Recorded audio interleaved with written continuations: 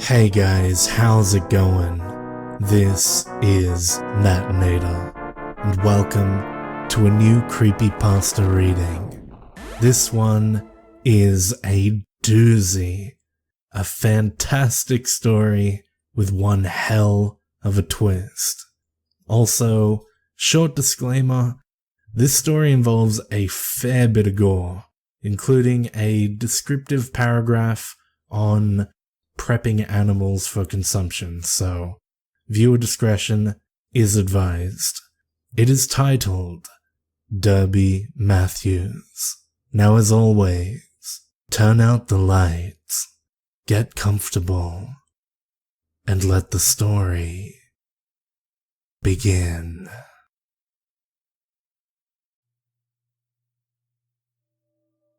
The farm was left to him after his mother passed away 5 years ago. He was still in Afghanistan, however, so he was unable to make it to the funeral. When he returned back home a year after his mother's death, there was nobody to meet him at the airport, but Derby Matthews didn't mind. He never did. Retired now, with 15 years of military service as a field surgeon under his belt, Derby tucked himself away on the large, lonely farm for what he assumed would be the rest of his life. Though his day-to-day life was quite mundane and placid, his only comforts were small, yet treasured: the eye-watering cheese made from the goat's milk that he enjoyed in the orange glow of dusk.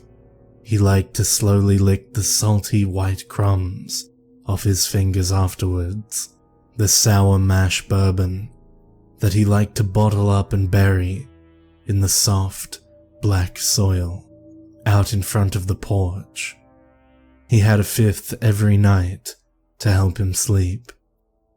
And the animals he kept on the farm, sometimes to be eaten and sometimes to be used for milk, eggs, breeding, fur, company, that sort of thing, though most times to be eaten. Nothing was more valuable or enjoyable to Derby Matthews than a dripping sliver of meat, prepared by his own hands from animal to grill. At first, he was more than satisfied with this process. Slice the animal's throat, bleed it out, skin it, cut it, then cook it. He relished the freshness of the produce. It reminded him of his youth, watching his father, a red-faced and gruff muscle of a man, throwing rabbits, cows, pigs, and chickens down against the black soil in front of the porch and slowly bleed them out, their eyes always rolling madly and limbs jerking uncontrollably. Few hours later, said animal would be on the dinner table, steaming in a sea of vegetables. The freshness, the slight tang of blood and earth, and the softness of the meat is what Derby craved now as a man. But even when he tried to speed up the process, there was always something off about the taste, a hint of sourness that soiled his stomach, a distinct lack of freshness. It wasn't until the night before winter broke over the farm in a flurry of hail, when Derby suddenly sat up in bed, panting with sheer exhilaration. He knew what he had to do. He knew how to harness the freshness of the animal's meat. The next day, he tested his new process. He cleaned out a large section of the basement in his farmhouse and installed the grill next to the window so that the smoke could easily escape. He then brought an animal down into the basement and, using his old surgical tools and with professional deft, cut off the animal's leg and clamped and sutured the open wound. It would be pointless if the animal bled out or died during the first day. What Derby wanted that night was the thigh.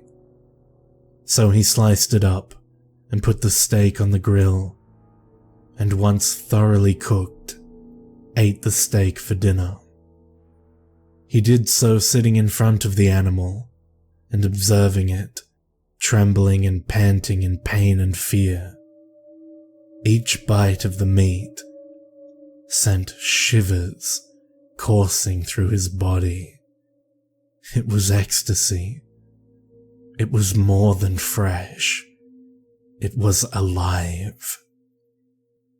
When Derby was first stationed overseas, he stopped over in Japan. His mate in the military, Robbie, a gangly engineer in his 20s, suggested they go out for ikizakuri one night. It certainly was the freshest seafood either of them had ever tasted, and it was this memory of Robbie in Japan that inspired Derby's new process. So for the next year or so, Derby would drag a new animal down into the basement every week and keep them alive as he consumed their meat in front of them. Some of them trembled and balked at him with dopey eyes. Others jerked and strained against their collars. Most of them gave up after losing 2 or so limbs and ended up catatonic, their large eyes glazed and fat tongues lolling out of their mouths. Derby found that the sounds the animals made when he cut off bits of their meat was ear-shattering and more than annoying, so he made it a habit to surgically remove their vocal cords whenever he brought them to the basement. After all, the meat presented ikizakuri style was always silent, though still breathing and blinking, which gave Derby a small thrill. The best steak he had tasted with this new process, however, proved to be quite a challenge. The animal was spirited and angry and bucked against him as he dragged it down to the basement. Just the action of collaring it gave the ex-surgeon a number of tender bruises. He had to resort to tranquilizing the damn thing 3 times when it came to removing the vocal cords, since it wouldn't stay down. The meat, though hard won, was exquisite. Derby theorized it had something to do with the spirit of the animal. The more alive the animal was, the fresher and tastier the meat would be. So following this theory, Derby tweaked his process and began pulling in younger and livelier animals. The last animal Derby ever pulled into his basement was a young thing, just beginning to fatten up as it finds its own feet against the ground. Perhaps because of its naivety, the animal followed Derby obediently down into the basement and paced silently around the large underground room, nudging at the grill and letting out huffs of air whenever it kicked up dust. Derby watched in amusement as he pulled on his apron and gloves. The removal of the vocal cords was simple and easy, and Derby was beginning to get worried. This animal was so obedient and placid, it probably wouldn't taste as good as the livelier ones. He had no choice, however, but to keep going. The process had already begun. He had just finished clamping and suturing the open wound where its leg used to be when it made a noise. Derby reeled back in shock and almost dropped his suturing tools. The animal was observing him with large, clear eyes, seemingly unaffected by the tranquilizer. Thinking that perhaps he had botched up the removal of the vocal cords, Derby packed away his tools and started cutting up the steak. There it was again. Derby turned to the animal, his brows furrowed, and studied it from the grill. It was lying on its side, panting and staring at him, intermittent tremors racking its body. It opened its mouth and made the noise again.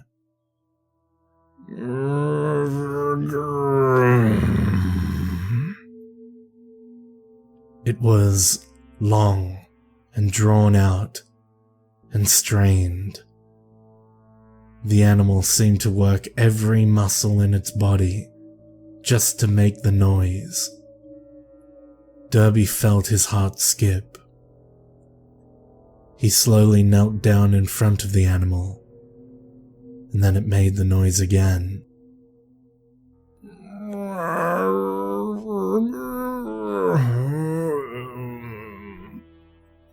It was clearer this time. There was no denying it. Derby sat back on his haunches, stunned. The animal was trying to talk. Derby shook his head. No, that was incredibly stupid. Child games. He had removed the damn vocal cords. It couldn't possibly make a single noise, let alone talk. Ridiculous, Derby said aloud. I must be tired.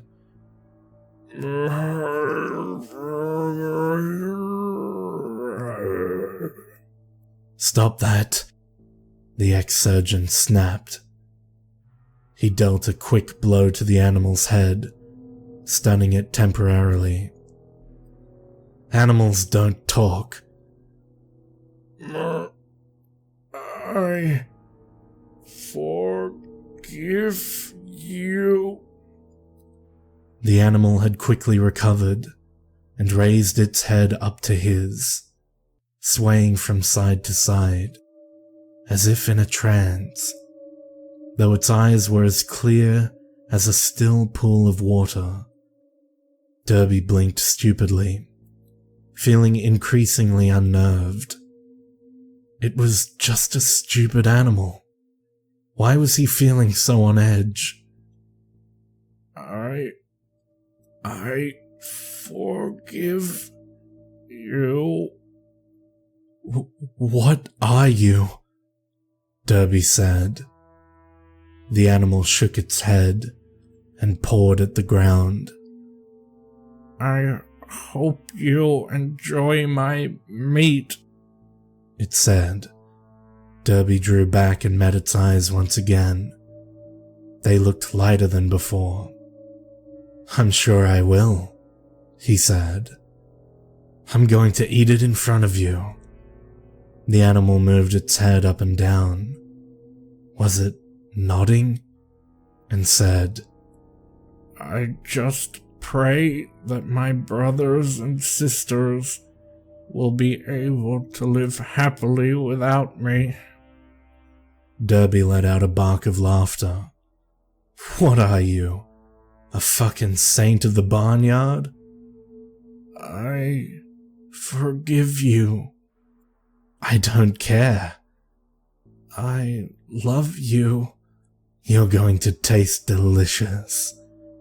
The animal lay back down and closed its mouth. It didn't say another word. After staring at the strange beast for a few minutes, Derby stood up and brushed his pants down, deciding that he had just experienced a brief mental lapse, perhaps due to PTSD or a vitamin deficiency. He went back to the steak and continued his process. Nothing happened. Nothing changed. As he grilled the steak, he felt compelled to glance at the animal every now and then, as if he were drawn to it. He thought perhaps he was simply hungry, and he decided to cut the cooking time short and eat the steak rare. He sat down at the usual plastic table in the corner, facing the animal, and he began to eat. The first mouthful was rancid. Derby opened his mouth to spit the meat out, but when the animal locked eyes with him again, he felt a strange compulsion to swallow. And he did. Each bite of the steak was like swallowing acid and ash. It was bitter, burning, and biting. Every mouthful was agony. By the time he had swallowed his last mouthful, he felt thousands of writhing white maggots falling from his ears and nostrils, and he threw up bile all over his pants. The animal looked away. The spell was broken. Shaking and sweating profusely, Derby wiped the bile from his clothes. Unable to think clearly, he felt groggy and ill, and a hard, hot stone grind into his chest. A foreign sensation spreading throughout his body. He spat in disgust and unsteadily clambered to his feet, swaying with every step. Derby walked toward the animal with the steak knife. Animal and ex-surgeon locked eyes one last time as Derby slit its throat. The blood gushed out, hot and salty, and the animal bled out quickly. Disappointed at the wasted meat, Derby kicked the animal's rapidly cooling body and cleaned the knife against his soiled pants. It was then that something significantly odd happened. When the ex-surgeon caught sight of his own hands, he felt the most irrepressible, intense surge of hunger shoot through his stomach. He was struck by a craving, worse than one that plagues a heroin fiend when presented with the drug. Derby Matthews felt mindless with desire, absolutely rabid for his own flesh, almost frothing at the mouth. So he decided to cut his arm off. The process was the same. He had done it 100 times. The pain didn't even register. He tied a cord above his elbow and waited for the blood flow to slow. Then used the steak knife to make the initial incision. The skin gave way like paper, and the knife slid through the fat like butter. The muscle and the bone always took most of the energy and effort. But he did it. He sat in his own fat and blood, slicing and sawing through his arm, until it finally fell with a heavy thud into his lap. He should have passed out from the pain and blood loss, at least from shock. But he didn't. He was awake and hungry. With a strangled cry of triumph, Derby staggered over to the grill to cook his flesh. He would eat it off the bone, like a lamb shank. He was too impatient to cut out the stringy, chewy meat. He wanted to eat it all. The basement began filling up with black smoke. Was he more flammable than the animals? and his meat began to char. He didn't care though. It was cooked. The ex-surgeon felt tears slide down his cheeks as he bit into his arm. The meat was hot and salty and oh, so good. It seemed to melt on his tongue, sending shivers of pleasure down his spine. He felt a hardening in his pants, and with a terrible thrill, Derby realized he was becoming incredibly aroused as he consumed his own flesh. More and more he ate, and more he lost himself to ecstasy. It wasn't even 10 minutes later when he found himself gnawing on the bone, and he was still so hungry. One leg, the other leg, his thigh, his hips, his buttocks, anything, everything. He consumed it all. And as he realized that the only meat left was his torso and his remaining arm, which he used to cut and cook, Derby dragged himself over to the grill for one last meal. In the throes of delirium and ecstasy, he thought perhaps he should thank the animal who drove him to eat himself. It made him realize that the animal was not simply an animal, but perhaps an angel sent by a wrathful god. Derby was being punished, and he knew it had to be so.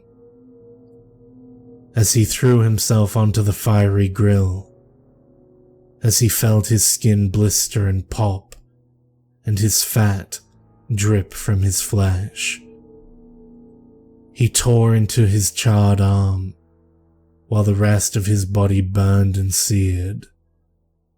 Derby Matthews silently thanked the animal.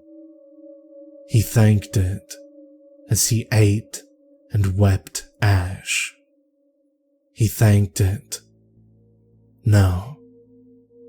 He thanked her for letting him end this way. Derby Matthews ate himself to death on the grill, and the last thing he ever saw were the crystal clear eyes of the young girl that saved his soul.